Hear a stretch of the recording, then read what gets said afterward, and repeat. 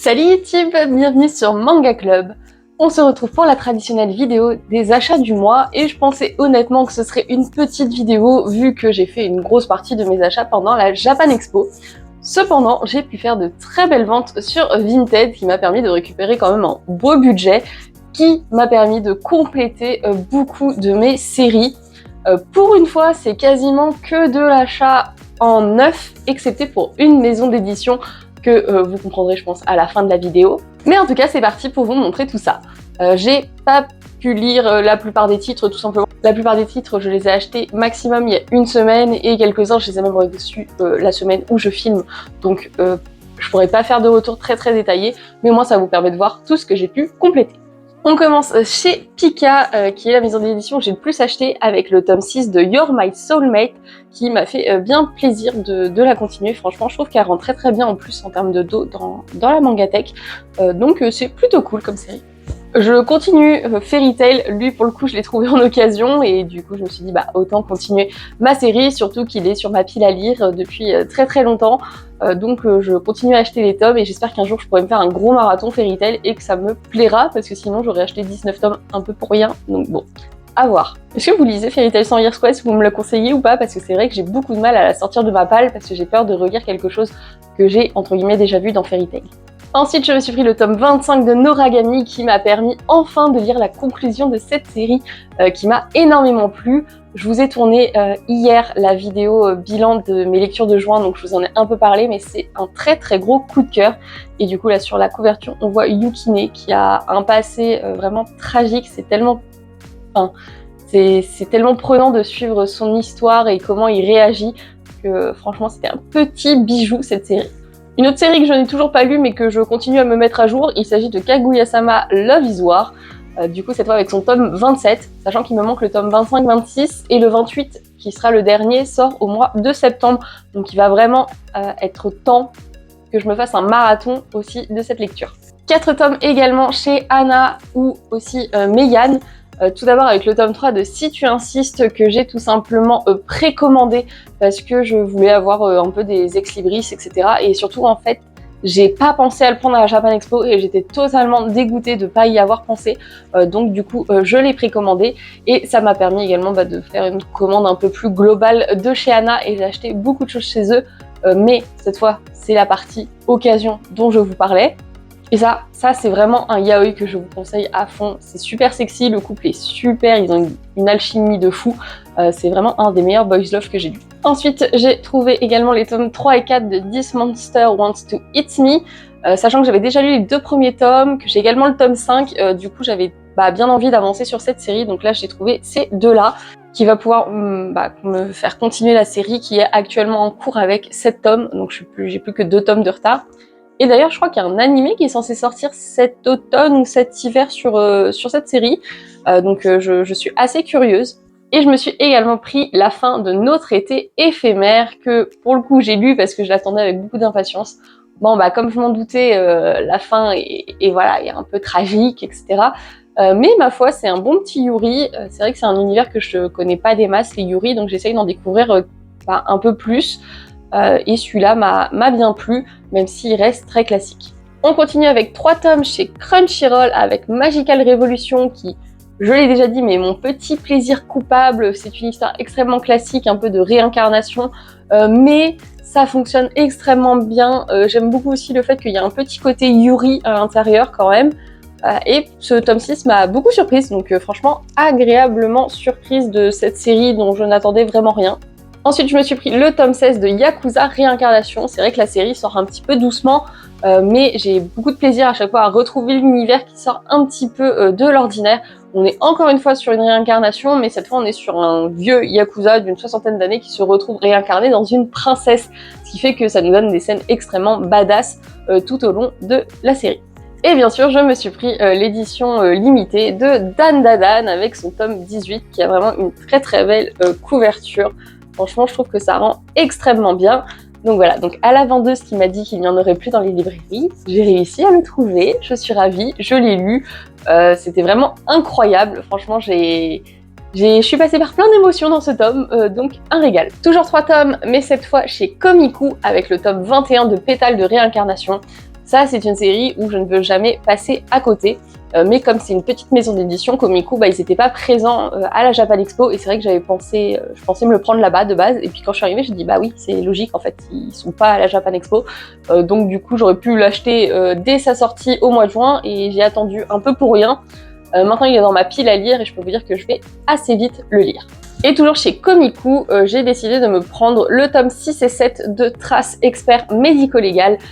Tout simplement parce que c'est une série que j'aime énormément, vu que c'est un thriller, c'est des enquêtes policières, il y a un gros sujet un peu de vengeance, etc., de complot qui a désigné un assassin qui n'était peut-être pas le bon, etc., qui fait que c'est totalement ma came.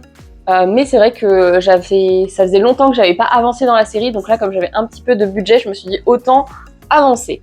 Donc voilà, donc tome 6 et 7, c'est une série terminée en 13 tomes. J'ai déjà le tome 13, j'ai déjà le tome 10, donc en vrai il m'en manque plus que 4 pour avoir le dénouement, et je pense que je vais me les acheter assez rapidement. Je pense qu'au mois d'août, je vais me prendre le tome 8 et 9, et je prendrai sûrement au mois de septembre le tome 11 et 12, même si au mois de septembre, en vrai, il y a énormément de sorties, donc je sais pas si j'aurai le budget pour les prendre. Bon, on verra. Mais en tout cas, si vous aimez les enquêtes policières, ça c'est génial. Et on reste dans les enquêtes policières chez Mangetsu avec les 3 tomes que du coup j'avais en retard de Ron Kamonohashi Derange Detective, donc le tome 12, 13 et 14 qui vient tout juste de sortir. Ron Kamonohashi, c'est une ambiance que j'aime beaucoup dans le sens où ce sont des enquêtes, mais c'est vrai que parfois il y a un côté un peu décalé, très humoristique, qui parfois me sort un petit peu du récit, mais globalement c'est quand même une série que j'apprécie beaucoup, donc c'est pour ça que j'avais hâte de me mettre à jour sur cette série, même si parfois je ressens un petit manque, on va dire. Et surtout à la fin du tome 11, on concluait un gros premier arc, donc c'est vrai que j'ai un peu attendu pour démarrer ce second arc. J'espère qu'il sera encore meilleur que ce que j'ai pu lire avant. On passe aux maisons d'édition chez qui j'ai acheté 2 mangas. Donc là, on est chez Saka avec le tome 48 de Skip Beat. Franchement, Skip Beat, j'attends chaque sortie de tome avec beaucoup d'impatience. Je suis quasiment à jour sur la série, il me manque plus que 2 tomes, donc vraiment il me manque plus grand chose. Mais voilà, dès qu'il y a un tome qui sort, je l'achète en neuf pour montrer à l'éditeur que j'aime beaucoup cette série et que je veux qu'il continue à l'éditer. Parce que c'est vrai que ça sort très très doucement chez nous. Vu qu'en plus ils se gardent 2-3 tomes de marge à chaque fois, alors que on pourrait déjà être à jour avec la version du Japon peut-être, s'ils sortaient 2 tomes par an et pas un seul. Bref. C'est un autre sujet. C'est un de mes petits chouchous, franchement, depuis la période collège-lycée. Il me suit depuis ce temps-là et c'est absolument génial. Voilà, le seul reproche que je pourrais faire à la série, c'est qu'ils ont choisi des dos violets qui sont vraiment pas beaux et qui se décolorent, et d'un tome à l'autre, c'est pas exactement la même teinte. Donc ça rend pas très très bien dans la mangatech, mais l'histoire en elle-même est géniale. Et bien sûr, j'avais hâte de lire le dénouement de Chasse au cadavre, surtout que c'est Mangakam qui m'avait beaucoup donné envie de la lire, parce que j'avais commencé la série grâce à ce qu'il avait dit sur cette série dans un bilan. Et donc voilà, donc je l'avais commencé, le tome 4 est sorti. C'était une fin un peu plus convenue que celle à laquelle j'aurais pu m'attendre, notamment parce que dans le tome 3, ça part vraiment en cacahuète totale, mais c'était une fin, ma foi, très satisfaisante. Ensuite, chez Nobinobi, qui est un peu, je trouve, la maison d'édition qui édite un peu mes séries doudou. Voilà, c'est vraiment ma safe place où je me prends pas la tête quand je lis une lecture de chez Nobinobi. Donc là, on est avec le tome 9 de Bibliophile Princess, où l'histoire avance quand même plutôt bien. Et Rakai de Bibliothèque, le tome 4, qui est une série qui me fait assez peur par sa longueur, mais à chaque fois que je le lis, ça me fait tellement de bien, ça me fait vraiment déconnecter, c'est une bulle de douceur, ce qui fait que je continue, même si c'est une série fleuve, donc ça veut dire qu'il n'y a pas de fil rouge conducteur et on suit juste plein de petites scénettes du quotidien. Ça, je vous en avais parlé dans ma vidéo Japan Expo, mais j'avais très envie de me mettre à jour dessus. Donc c'est le tome 7 et 8 du vendeur du magasin de vélo. Je ne les ai pas encore lus, mais je pense que je vais les lire aujourd'hui, parce que j'ai vraiment hâte de lire cette suite, parce que le tome 6 s'était arrêté quand même sur un événement assez inattendu, donc hâte de voir comment ça va impacter notre couple. Encore de la douceur et de la mignonnerie avec le tome 8 et 9 de Cherry Magic. C'est vrai que j'hésitais à un moment donné à continuer la série, mais pareil, c'est une petite bulle de douceur, une petite bulle de mignonnerie qui fait que je continue à les acheter au final. Et à chaque fois, je suis très heureuse de retrouver nos protagonistes qui sont vraiment un couple tellement choupi. Franchement, ces deux-là, je les adore. Le seul bémol pour moi cette série, c'est le couple secondaire où en fait ils nous remettent les mêmes scènes d'un tome à l'autre et ça m'énerve profondément. Ensuite, quelques tomes à l'unité avant de passer aux nouveautés. Je me suis pris le tome 4 des Noces des Lucioles. Au début, je le boudais un peu à cause de cette histoire de goodies qui m'avait un petit peu énervée, mais au final, j'ai tellement entendu de bons commentaires sur ce tome 4, de bons échos, que j'avais envie de découvrir ce qui se passait dans ce tome 4, et effectivement, il est excellent. Les Noces des Lucioles, ça monte en puissance de tome en tome, et ça fait que c'est une lecture un peu addictive au final. Je me suis également pris le tome 7 de Gifted, qui est cette petite série enquête qui me plaît toujours énormément, même si je ne comprends toujours pas pourquoi elle est rangée au rayon yaoi, parce qu'il n'y a absolument pas de yaoi dedans. Voilà, il n'y a pas de boys love, je comprends pas. C'est juste du coup un policier et un lycéen qui font équipe pour enquêter sur la mort de la mère de Shiki, du coup. Et on découvre un peu des arcanes secrètes, il y a un peu des écoles de l'ombre, etc. Il y a une petite touche de fantastique qui permet de résoudre les enquêtes plus facilement, mais j'aime toujours autant les réflexions qui peuvent être faites, et le fil rouge est hyper intéressant, donc je continue avec plaisir cette série. J'ai continué aussi le secret de Scarecrow avec ce tome 4 qui était vraiment bon. J'aime beaucoup l'univers qui a été construit par Lynn Szabo, qui est une autrice suisse ou allemande, je me suis toujours pas renseignée, il faudrait vraiment que je fasse. Et en tout cas, je suis agréablement surprise par à chaque fois le développement qui est fait. Ce tome 4 était vraiment plein d'intensité et ça introduisait aussi un peu plus de nouveaux personnages, etc. C'était, ma foi, très cool. J'ai vraiment hâte de voir où veut aller l'histoire. Un petit manga qui me rend addict aussi, mais je comprends pas pourquoi parce que c'est très très simple. Il s'agit de Sword of the Demon Hunter, le tome 6. En plus, il y a l'anime qui est sorti, je crois, au printemps. Et je l'ai toujours pas regardé parce qu'il est sur ADN et qu'actuellement je ne suis plus abonnée à ADN. Mais il faut vraiment que je le fasse parce que je sais pas pourquoi l'univers me transporte totalement. On est du coup sur un Ronin qui a vu son village se faire détruire par un démon et qui depuis un peu cherche à se venger. Il a la vie éternelle et du coup on suit toutes ces petites aventures, ces petites enquêtes sur des phénomènes un peu surnaturels et on voit comment il les combat. Donc c'est simple. Mais je sais pas, j'adore ce que je lis parce que c'est un petit côté tranche de vie et j'adore le mélange tranche de vie action. Ça me fait un petit peu penser à Licorice Recoil dans l'ambiance, hein, pas dans le contenu parce que sinon ça n'a rien à voir.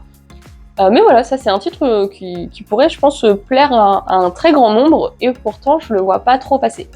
Et pour terminer avec les mises à jour sur les séries, je me suis pris le tome 3 de Ce vide au fond de moi que cette fois j'ai trouvé en occasion.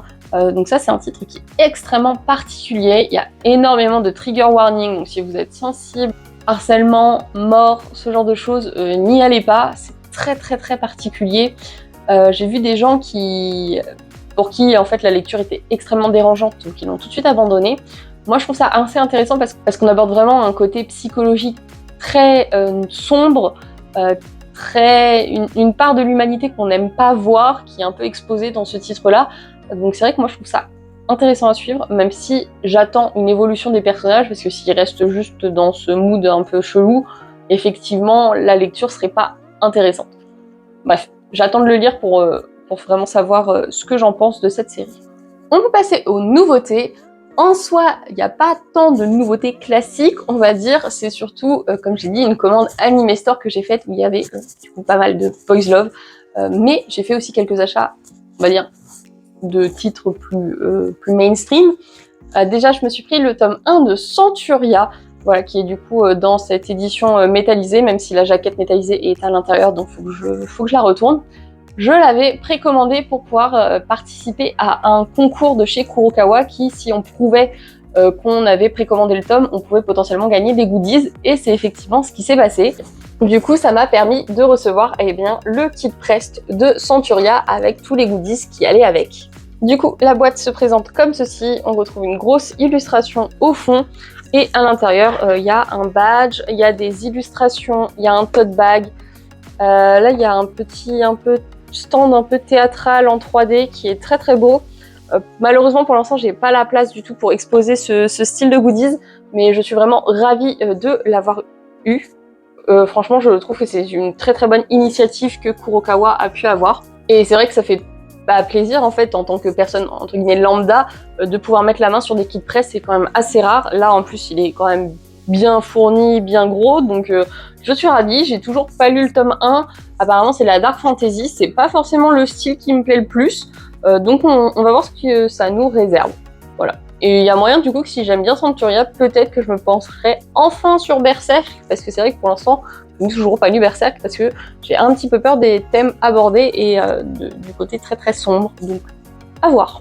Ensuite, deux petites séries du Lézard Noir que j'avais bien envie de commencer. Il s'agit du tome 1 de Kiryu Fan Club et du tome 1 de la cuisine du Tengu. C'est globalement deux tranches de vie, mais du coup il y en a un où on suit deux lycéennes qui sont amoureuses du même garçon et on suit leur amitié, rivalité. Et le tome 1 de la cuisine du Tengu, où là on suit deux frères qui sont Tengu, et du coup le plus jeune fait une sorte de retraite un peu spirituelle parce que l'année de ses 14 ans c'est l'année où ses pouvoirs s'éveillent et après ils redisparaissent. Et du coup il va rencontrer son grand frère pour la première fois qui lui en fait ses caractéristiques de Tengu ne sont jamais parties. Du coup on voit leur cohabitation.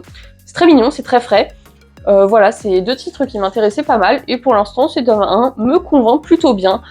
Surtout que celui-là c'est une série courte, je crois terminée en 6 tomes, et la cuisine du Tengu, il y a 4-5 tomes sortis au Japon, 3 chez nous en France, donc pour l'instant c'est pas très très long non plus, et c'est totalement le style d'ambiance que j'aime, donc ça c'est sûr que je vais continuer, et en vrai je vais continuer de...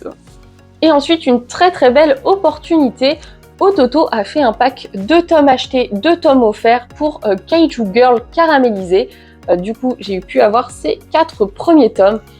C'est la chaîne Sélection Manga, que ce soit Céline ou Adrien, qui parle en termes assez élogieux de la série. Du coup, j'avais envie de la commencer depuis longtemps, surtout que le synopsis me fait beaucoup penser à Alerte Rouge, qui est un Pixar que j'avais adoré, qui est sur la période adolescente où justement une jeune fille se transforme en pandarou lorsqu'elle a des hormones. Et là, du coup, on suit cette jeune fille qui se transforme en kaiju quand elle a des émotions fortes et justement, elle vit son premier amour. Donc, des sentiments et des hormones, elle en a à l'appel, donc je pense que ça va être extrêmement sympathique comme petite série. En plus, le rythme de parution est assez lent, je crois qu'on a à peu près un tome par an, et la série est en cours avec 7 ou 8 tomes, donc en vrai, pas trop de retard sur cette série. Je pense que quand je vais la commencer, ça va être un petit bonbon que je vais vite dévorer. Et du coup, comme je vous disais, j'ai un peu divalisé Anime Store avec tous ces yaoi. Voilà, il y en a plein qui me faisaient envie depuis très très longtemps. Et là, quand je les ai vus dans la partie occasion, et comme je voulais absolument mettre la main sur Si tu insistes 3 et Notre été éphémère 6, que pour le coup j'ai acheté en 9, je me suis dit autant rajouter des choses qui me font envie en allant dans la partie occasion. Et au final, je pensais pas prendre autant de choses. Mais voilà, ils sont là, je suis très contente, parce que c'est vrai que, pareil, je trouve que les Boys Love, c'est un petit moment un peu de déconnexion, c'est juste du pur kiff en général. Voilà, c'est mignon, c'est niais généralement, mais c'est pas grave, ça fonctionne bien. Du coup, je me suis pris le one-shot Les Temps du Bulle du Savon, qui a l'air d'être un yaoi très très très doux, au vu de la couverture. Le Temps des Adieux, qui a l'air un petit peu plus dramatique, vu que je crois qu'il y a une sorte de triangle amoureux avec un fantôme, etc. Indomptable Zono, qui est cette fois plus une sorte de romance lycéenne où il y en a un qui combat énormément. Bon, comme vous en doutez, cette petite fin de vidéo se fait quelques jours après avoir tourné, tout simplement parce que mon micro m'a lâché pendant la fin, donc j'ai encore quelques titres Anna à vous présenter. En one shot, j'ai La pire âme sœur de tous les temps, qui est un titre assez hot que j'avais envie de découvrir parce que j'aime bien certains Omégaverse, surtout s'il y a un peu d'humour à l'intérieur. Ça semblait être le cas pour celui-là, donc j'avais envie de lui laisser une chance. Ensuite, j'ai également pris La romance du marionnettiste, qui est un boys love assez fantastique et pareil, c'est une thématique que j'apprécie plutôt bien.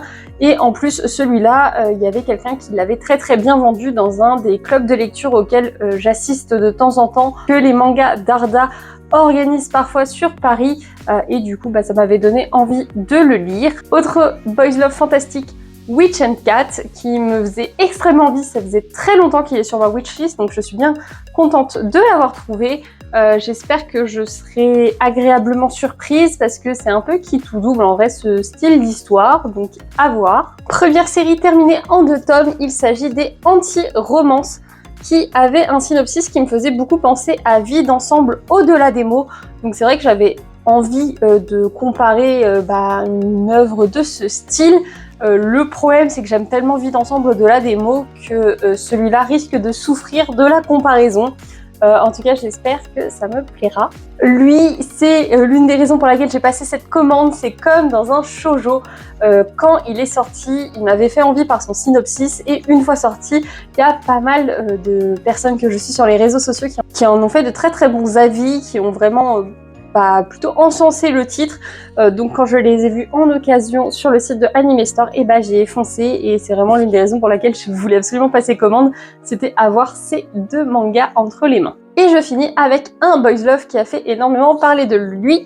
Il s'agit de Twilight Out Focus qui a plusieurs sagas comme Yoi Yoi, Monologue, After Image ou ce genre de choses. Donc c'est vrai que j'étais un peu perdue, mais là j'ai vraiment réussi à trouver les 2 premiers tomes. J'ai vérifié sur le Instagram de Anna pour avoir vraiment le sens dans lequel ça se lit. J'en avais entendu beaucoup de bien, que ce soit le manga ou l'animé, donc c'est l'occasion de le découvrir.